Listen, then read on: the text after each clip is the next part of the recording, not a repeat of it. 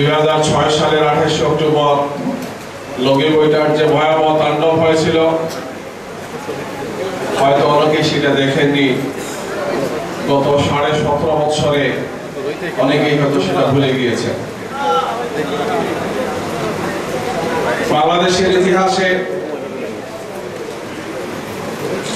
এবং সভ্য পৃথিবীর ইতিহাসে 2006 সালের 28 অক্টোবর ঢাকার পল্টনে মতিঝিলে প্রেস ক্লাবের সামনে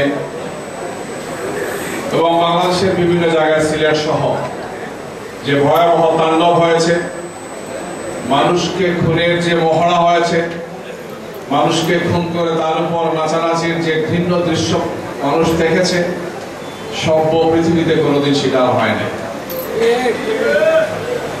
13 জন ভাই সেখানে শহীদ হয়েছে পল্টন সহ বাংলাদেশের বিভিন্ন জায়গাতে।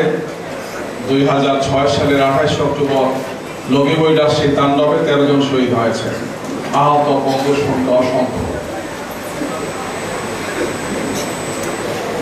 যিনি নির্দেশ দিয়েছিলেন তিনি স্পষ্ট ভাষায় বলেছিলেন লগি বইটা নিয়ে আসতে হবে, রাজপথ দখল করতে হবে, যা করার সবকিছু করা যাবে। সুস্পষ্ট ভাবেই তিনি এই খুনের দায়িত্ব তিনি নিয়েছেন। আমাদের সাবেক প্রধানমন্ত্রী হিসাবে যিনি পরিচিত শেখ হাসিনা 28 অক্টোবরের সেই ভয়াবহ তাণ্ডব, আপনাদের এখানে সবকিছু দৃশ্যমান হয়নি।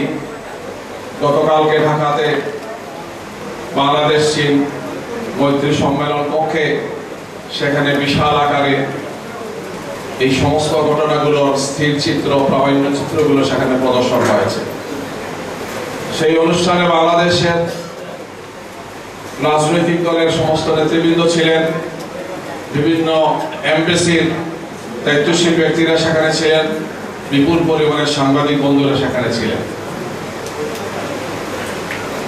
মানুষ দেখে আটকে ওঠার মতো সেসব ভয়াবহ চিত্রগুলো সেখানে ছিল।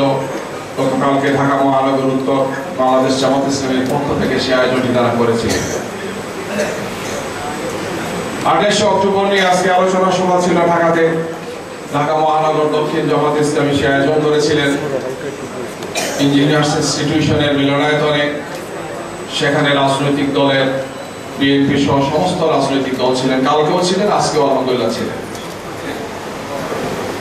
আমরা 28 অক্টোবরকে এই কারণে স্মরণ করি যে 28 অক্টোবর শুধু একটি তারিখ নয়, 28 অক্টোবর এই জাতির একটি কলঙ্কজনক অধ্যায়, একটি শোকাবহ দিন, একটা শহীদ দিবস হওয়া উচিত। 28 অক্টোবর বাংলাদেশ তার গতি হারিয়েছে। বাংলাদেশকে ধ্বংস করার সমস্ত আয়োজন 28 অক্টোবর প্রথম অনুষ্ঠিত হয়েছে। এরপরের কয়েক মাস আপনারা জানেন বাংলাদেশে এই তাণ্ডব চলেছে। এমন কোন শহর নেই, এমন কোন এলাকা নেই যেখানে এই তাণ্ডব সংঘটিত হয়নি। এই ধারাবাহিকতায় পরের বছর 2007 সালের জানুয়ারি মাসের 11 তারিখ সেই কুখ্যাত 111 যেটি সেটি হয়েছে, 1/11 অনুষ্ঠিত হয়েছে। এটি একই ধারাবাহিকতায় হয়েছে যে বাংলাদেশ 2001 সালের 1 অক্টোবর 4 দলীয় জোট সরকারের মাধ্যমে যে নির্বাচন ছিল, সেখানে জোট সরকার গঠন হয়েছিল। বাংলাদেশ যে আর্থিক দিক থেকে, রাজনৈতিক দিক থেকে যে স্থিতিশীলতা পেয়েছিল, বাংলাদেশ যে ক্রমান্বয়ে অগ্রসর হয়ে যাচ্ছিল, এই চক্রান্ত 2001 সালের 1 অক্টোবর থেকে আরম্ভ হয়েছে। যেদিন এই দেশের মানুষ 2/3 আসনে 4 দলীয় জোটের প্রার্থীদেরকে পাশ করিয়েছেন, সেদিন থেকেই নেত্রী বলেছেন যে আমি একটি মুহূর্তের জন্য কাউকে শান্তিতে থাকতে দেব না। এবং সেই কাজটি তিনি পরের 5 বছর অত্যন্ত সফলভাবে করেছেন। তার সেক্রেটারি জেনারেল আব্দুল জলিল সাহেব এবং তার সমস্ত নেতৃবৃন্দ মিলে পুরো 5টি বছর জোট সরকারকে একটি মুহূর্তের জন্য শান্তিতে থাকতে দেন নাই। তাদের ক্ষোভ, তাদের হিংসা, তাদের বিদ্বেষ, তাদের আক্রোশ পুরো জাতি তখন দেখেছে কি। এবং সেটার বই প্রকাশ তারা ঘটিয়েছেন 28 অক্টোবর 2006। 111 এর মাধ্যমে সেটাকে তারা একটি প্রাতিষ্ঠানিক রূপ দিয়েছে। ফখরুদ্দিন মঈনুদ্দিনরা সরকার গঠন করেছেন, এদেশের ক্ষমতায় তারা এসেছেন। নেত্রী বলেছেন যে আমাদের আন্দোলনের ফসল হচ্ছেন ফখরুদ্দিন মঈনুদ্দিনরা। পরের 2 বছর আপনারা জানেন বাংলাদেশ তার অর্থনীতি, তার সামগ্রিক ব্যবস্থাপনার একটি ভয়াবহ চিত্র তখন ছিল।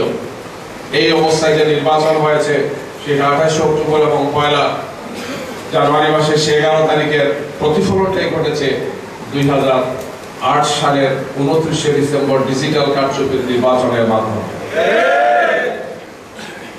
মূলত এই ফ্যাসিস্ট সরকারকে, এই ফ্যাসিজমকে প্রতিষ্ঠার জন্যই 28 অক্টোবর আর 111 সংগঠিত হয়েছে। এবং এর ধারাবাহিকতা আপনারা দেখেছেন আজকে দীর্ঘ 15.5 বছরের সেই ফ্যাসিস্ট সরকার, ফ্যাসিজমের ভয়াবহ চিত্র আমরা দেখেছি। ক্ষমতায় এসেই পিলখানাতে ভয়াবহ তাণ্ডব তারা চালিয়েছেন। আরেকটি গণহত্যা সেখানে হয়েছে, 74 জনকে হত্যা করা হয়েছে, যার মধ্যে 57 জন ছিলেন আমাদের সেনাবাহিনীর অত্যন্ত প্রতিভাবান মেধাবী চৌকস অফিসার ছিলেন। বাংলাদেশকে পঙ্গু করার জন্য, বাংলাদেশের প্রতিরক্ষা ব্যবস্থাকে বন্ধ করার জন্য, বাংলাদেশের শক্তিকে ধ্বংস এবং ধূলিসাৎ করার জন্য পিলখানার সেই ভয়াবহ নারকীয় হত্যাযজ্ঞ হয়েছিল। এই ধারাবাহিকতায় 2012 সালে এসে আল্লামা দেলোয়ার হোসেন সাঈদী রাহিমাহুল্লাহর যে রায় হয়েছিল আপনারা জানেন, সেই রায়কে কেন্দ্র করে আরেকটি গণহত্যা হয়েছিল। 300 মতো মানুষকে হত্যা করা হয়েছে। পরের বছর 2013 সালে আমাদের উলামায়ে কেরামদের বিশাল সমাবেশ ছিল শাহবাগের বিরুদ্ধে। শাপলা চত্বরের যে বিশাল গণজমায়েত হয়েছিল, সেই গণজমায়েতকে কেন্দ্র করে আরেকটি মেসাকার হয়েছিল 2013 সালের 4 এবং 5 মে। নিরীহ নিরপরাধ সমস্ত আলিমদেরকে, শিশুদেরকে, মাদ্রাসা শিক্ষকদেরকে হত্যা করা হয়েছে। তার সংখ্যা কত আমরা জানি না, উল্টা তাদেরকে অসংখ্য মামলায় জর্জরিত করা হয়েছে। এই পরপর 3টি গণহত্যার পর বিগত সরকার তার দানবীয় রূপটি দেখিয়েছে, যেটি এই বছরের 1 জুলাই থেকে আরম্ভ করে 5 আগস্ট পর্যন্ত জাতি প্রত্যক্ষ করেছে। হাজার হাজার মানুষকে হত্যা, গুম সবকিছু তিনি গত 15 বছর, 15.5 বছরে করেছেন। আর এই জুলাই বিপ্লবের সময় এখন পর্যন্ত তার সংখ্যা পুরোটা জানা যায় নাই। সরকারের ভাষ্য অনুযায়ী সেটা 1,500 থেকে 2,000 হবে। হাজার হাজার মানুষকে আহত করা হয়েছে, যার ছোট্ট একটি অবস্থান আপনারা দেখেছেন এখানে যারা এসেছে। এটি আসল চিত্র নয়। ঢাকাতে কালকে 111 জন শহীদ পরিবার এসেছিলেন। শুধু ঢাকাতে যারা শহীদ হয়েছে সংখ্যা কমপক্ষে সেখানেই হবে 300 থেকে 400। আহতদের সংখ্যা বিশাল, 13,000 লোক যেটা কালকে ছিলেন বাংলাদেশ চীন মৈত্রী সম্মেলন কক্ষে, সেখানে শুধু আহত সংখ্যা ছিল 5,000। জুলাই বিপ্লব বাংলাদেশের ইতিহাসের সেরা বিপ্লব। ছাত্র জনতার এই বিপ্লব প্রমাণ করেছে যে সরকার দল যতই শক্তিশালী হোক না কেন, জনতার বিরুদ্ধে তাদের অবস্থানকে তারা একটা সময় আত্মসমর্পণ করতে বাধ্য তারা হবে। ছাত্র জনতার সেই গণ অভ্যুত্থান বাংলাদেশের ইতিহাসের স্বাধীনতা পরবর্তী 71 পরবর্তী সবচেয়ে বৃহৎ গণ অভ্যুত্থান। আমরা সেটাকে ধারণ করি।